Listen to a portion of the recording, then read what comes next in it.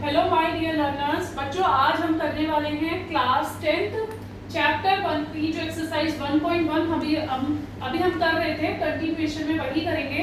Question number 3 में 3 parts हैं। मैं आपको आज डिस्कस करने वाली हूँ 2 parts. First of all we have to read exactly what is the question. Question is that find the LCM and HCF of the following integers by applying the prime factorization method।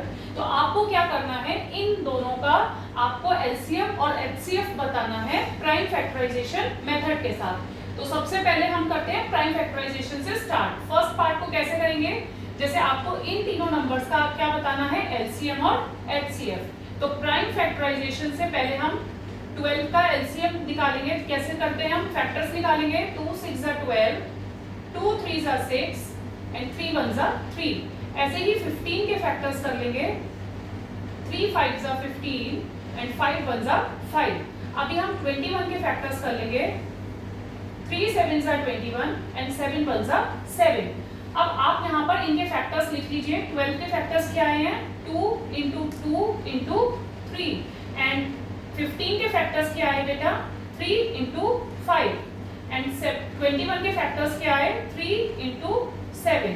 अब आपको बताना है कि इनका LCM क्या होगा और HCF क्या होगा। तो यहाँ देखिए, मैं यहाँ लिख देती हूँ।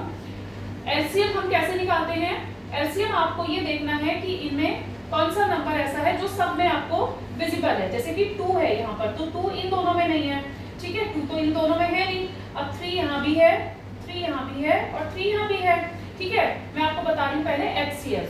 तो ये जो 3 हो जाएगा, ये हो जाएगा आपका HCF। अब हम करेंगे LCM। LCM में जितने भी फैक्टर्स होते हैं सबको नोट कर दिया जाता है। जैसे कि 2 के फैक्टर्स कितने हैं, 2 टाइम्स हैं, तो 2 इंटू 2। 3 सब में आ रहा है, तो 3 और क्या क्या है हमारे पास, 5 एंड 7।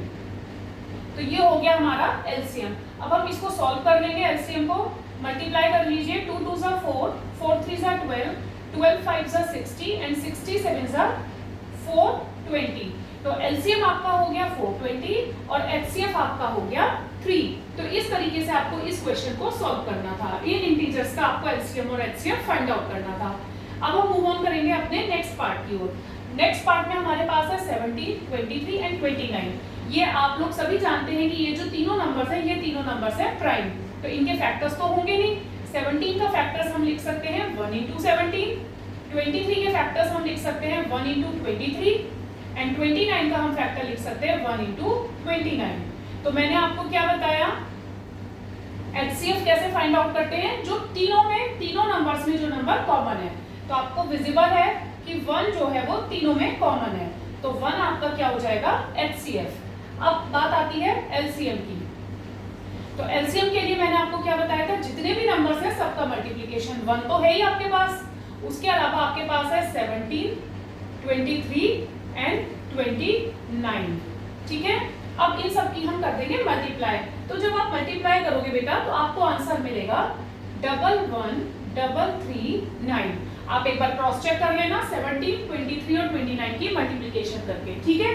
तो इस तरीके से HCF आपका हुआ 1 और LCM आपका हुआ 11,339। तो हम इस तरीके से इन क्वेश्चंस को सॉल्व करते हैं। मिलते हैं नेक्स्ट वीडियो में थर्ड पार्ट के साथ। तब तक बने रहिए, पढ़ते रहिए, समझते रहिए। कोई और आपकी क्वेरी हो तो जरूर पूछिएगा। Bye bye, take care.